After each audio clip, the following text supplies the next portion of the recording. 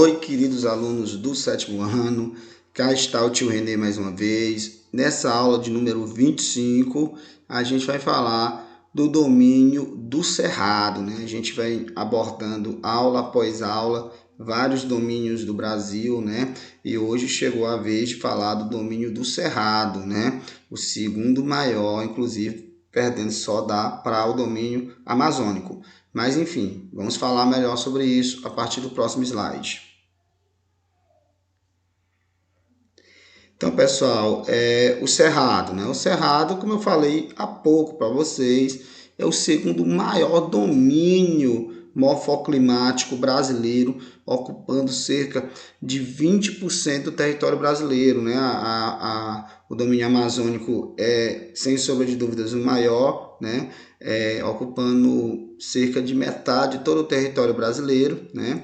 E o cerrado é o segundo maior, e a caatinga, que a gente vai estudar, eu acho que na próxima aula, é o terceiro maior. Mas enfim, então o segundo maior domínio morfoclimático brasileiro, 20%, perfaz 20% do território nacional, né, localizado principalmente na região mais central do país, ó, a imensa maioria, né, do território do Cerrado é aí na região mais de dentro do Brasil, ok? E é um bioma que predomina a savana, então é nossa savana, né? Quem diria? A gente pensa que só tem savana africana. Sim, a savana africana é a mais conhecida, a mais famosa, visto os animais que sua megafauna, né? Ou seja, os leões, os elefantes, as girafas. Então, sua megafauna torna a savana ali africana muito conhecida, a ponto de a gente pensar que só existe a savana africana, mas pensar desse jeito é pensar errado. Existe savana aqui no Brasil, né? Então, inclusive, o cerrado é um bioma do tipo savana. Nós temos outra savana, a caatinga, né? A caatinga é uma savana seca, mas a gente vai ver isso depois. Então, quais são as características do cerrado? O clima com verão chuvoso, né? O inverno seco, então verão chuvoso, as chuvas concentradas ali na época do verão, o inverno seco, né? A área cortada por 3 bacias hidrográficas, que é a bacia do Rio Tocantins, a bacia do São Francisco e a bacia do Prata, né? O pessoal de geografia costuma dizer que o Cerrado é o berço das águas, né? Porque os principais rios brasileiros têm suas nascentes lá na região do Cerrado, beleza? Então, tem grande biodiversidade, né? Tanto faunística quanto florística, tanto a fauna quanto a flora, entenda. E, inclusive, lá na fauna, né, nós temos animais bem típicos do Cerrado e endêmicos, ou seja, que só existem lá, de tal forma que se nossa savana entra em extinção, né, se nossa savana deixa de existir, todos esses animais também deixarão. Como, por exemplo, a ema, né? Lá na savana africana tem o avestruz, né? Faz parte lá da megafauna, né? O avestruz. Lá na Austrália, né? Que também tem a savana lá na Austrália, a savana australiana, que a gente chama de outback, né? Os outbacks australianos têm o emu, né? E aqui a gente tem a ema, né? A ema. Então lá no Cerrado a gente tem a ema, tem o lobo-guará, né? Que é a nota de R$200, salvo engano, é lá o lobo-guará. Eu nunca vi uma nota de R$200, faz tempo que eu não vejo nenhuma de 100, mas enfim, né? Então tem todas essas espécies endêmicas e também o tamanduá-bandeira, né? Então todas essas espécies elas carecem ali de atenção, senão acabam entrando em extinção, né? E também tem uma flora muito característica, né? Que são árvores, são muitas gramíneas, arbustos, árvores de pequeno porte com galhos retorcidos, né? E raiz profunda. Esses galhos retorcidos, essa raiz profunda, né? Folhas espessas, principalmente por conta dos fatores edáficos, ou seja, fatores do solo. O solo é ácido, né?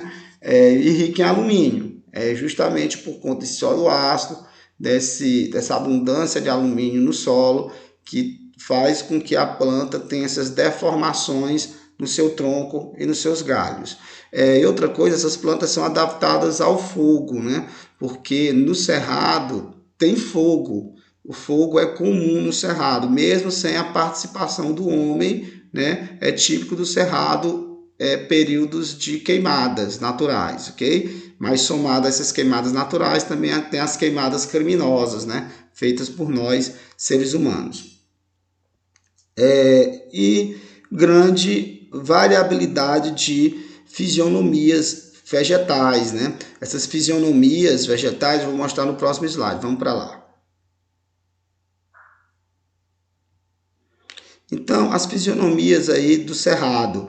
Nós temos aqui, ó, o campo limpo, né? Que é ali predomínio de graminhas, né? De capim. É um campo de fato, campo limpo. Mas além do campo limpo, a gente tem o campo sujo, porque tem ali umas plantinhas herbáceas, não tem só capim, que nem no campo limpo. No campo sujo a gente tem capim, mas também tem ali algumas plantas herbáceas, né? Aí a gente tem o campo cerrado. O campo cerrado é porque eu tenho as graminhas, tenho as plantas herbáceas, mas eu tenho também alguns arbustos, né?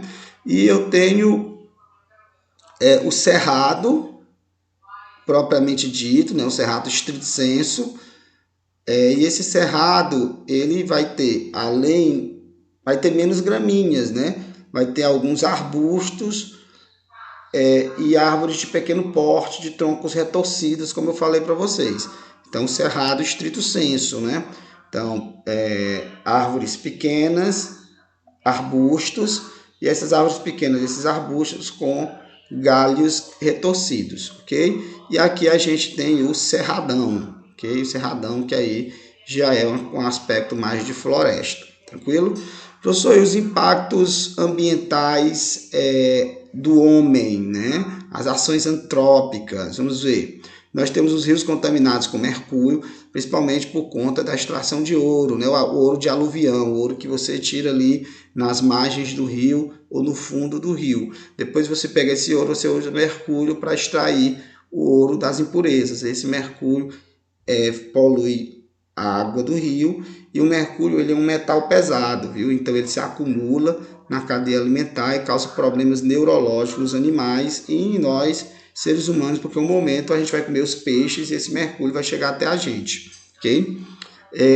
Desmatamento para a comercialização de madeiras, mas principalmente para a produção de carvão vegetal, né? As carvoarias, inclusive muito relacionado ali com emprego análogo à escravidão, né? Então, pessoas que ficam ali presas nas carvoarias e trabalham por comida, né? E não tem nenhum direito trabalhista, realmente trabalho análogo à escravidão, tranquilo? Também tem a expansão urbana, né? A novas cidades surgindo, e para isso as florestas são desmatadas, né? O bioma é desmatado e habitats deixam de existir e acaba levando à extinção de animais. Por exemplo, Brasília, né? Brasília está ali no Cerrado, né? E Brasília, quando foram construir, lembrei agora dessa história, né? Brasília, quando foram construir Brasília, em 1960, foi uma coisa assim, deixa para os professores de história. Mas por volta ali de 1960, quando foram construir Brasília, descobriram lá em Brasília um rato que ninguém sabia que existia, né? Ou seja, uma espécie endêmica do Cerrado. O nome desse rato foi chamado de rato candangueiro. E quando Brasília terminou sua construção, o rato tinha entrado em extinção, porque o habitat do rato era ali naquela região do Cerrado. Como aquela região do Cerrado deixou de existir para Brasília passar a existir, e aí o rato candangueiro, tchau, foi-se embora, ok? Então, expansão urbana levando à extinção de espécies, como essa história que eu contei para vocês, a agropecuária, né? O gado, né? Mas principalmente a monocultura, né? A soja para exportação, né?